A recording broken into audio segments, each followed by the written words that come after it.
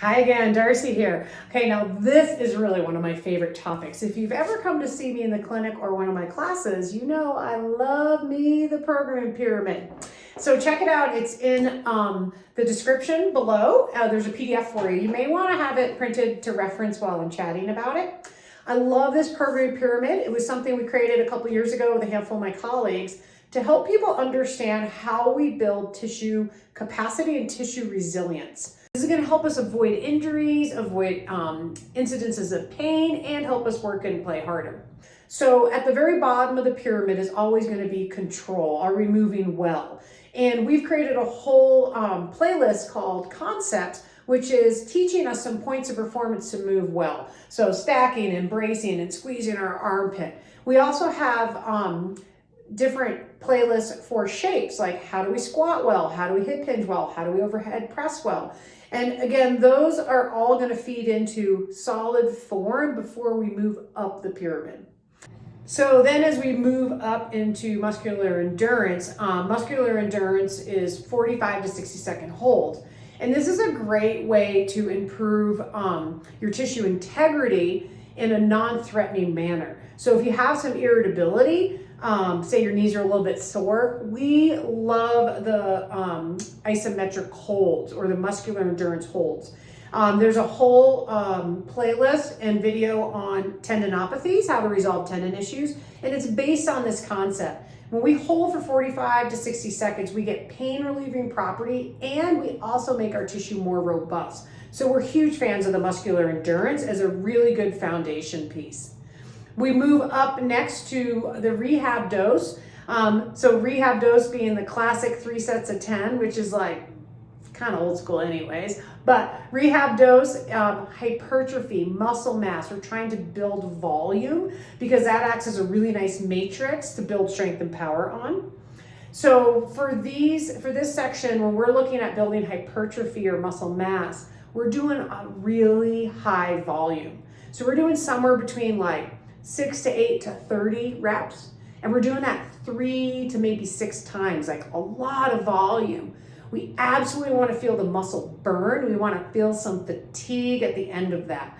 If you haven't watched the Fitness Explained video by Max Bartlett, our colleague at PhysioForge, it explains really well how we want to hit that threshold, feel the burn, to know we're really hitting this metric and building muscle mass. Next up is strength. Strength is a pretty bastardized term. If you're doing an overhead press with a 2-pound weight and you do it 40 times, that is not strength, because strength is an energy system that comes on quickly and depletes quickly. So if you can do something for more than like 20 seconds, maybe 30 seconds, you've shifted into a different energy system or no longer working on strength.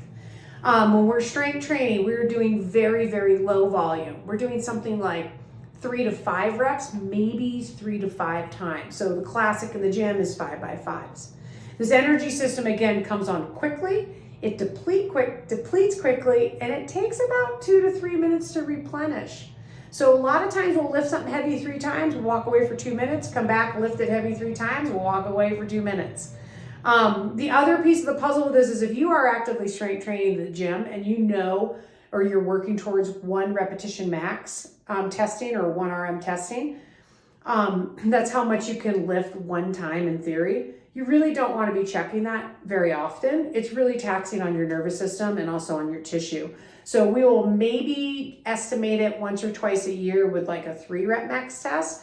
Maybe a 1 rep max test once a year, but be cautious about that. It's just a metric that you're trying to estimate so you can know where you land on your strength training. Tip of the pyramid is power activities. So power activities are anything with a speed component or like a store and release. So that might look like swinging a hammer. It might look like pulling a 2-stroke to get it started. It might look like box jumps in the gym or powder skiing out the mountain. All of those activities have like a real fast speed component to it. So what we find is a lot of times people hurt themselves when they're doing a power activity and their tissue isn't ready for it. So let's say, for example, you do a big decking project at home and you haven't swung a hammer in a year or two, and you also aren't strength training regularly. Your rotator cuff tissue may just not be ready for you to be swinging that hammer all day long. However, if you're building the pyramid and you're doing push-ups and overhead pressing and wall walks and pull-ups and all the things we love, your shoulder's going to be pretty strong and it's going to be able to weather that better. If you want more details on how that works, watch our I3 video. It'll talk you through how incomplete or incorrect motion leads to incidences of pain, but we can get upstream of that and we can stop that cycle. The other thing to point out with the power activities, the tip of the pyramid is when we get fatigued, we lose power first. So if you are an athlete and you're training hard for a long run, or you're going to CrossFit 6 days a week and you just wonder if you are kind of overstressing your body, having a power metric is really valid way to assess that. So an example would be a broad jump, standing on 2 feet, jumping as far as you can and stick the landing. You should be able to jump your height in a broad jump length. And if you know how far you can jump, and then you check it in periods where you feel like you might be overtraining a little bit and you're losing some of that distance, then you know that you probably are overtraining. So power will go first when we're fatigued and tired. You could also do a vertical jump if that's accessible. So the last piece of this, and why I think it is so important, is that we have 2 big types of muscle fibers in our body. We have slow twitch and we have fast twitch. Slow twitch is going to be your marathon runners.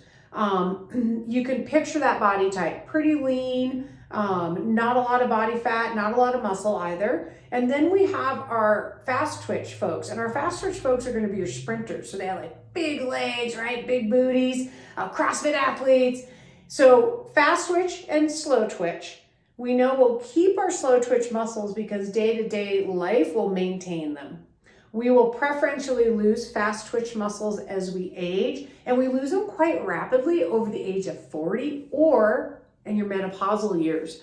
So one of the reasons why I get on this big soapbox is strength training and improving your fast twitch muscles is one of the best things we can do to push back on injury and aging. So I love it. I drank my own Kool-Aid. I think strength training is awesome. If you're interested, check out some more of our videos. We have some mini workouts. And of course, I love our Move Better series that our colleague Max Bartlett from PhysioForge and I put together, strength training for the masses. If you like what you heard, subscribe to our channel. We got a lot more fun stuff coming your way.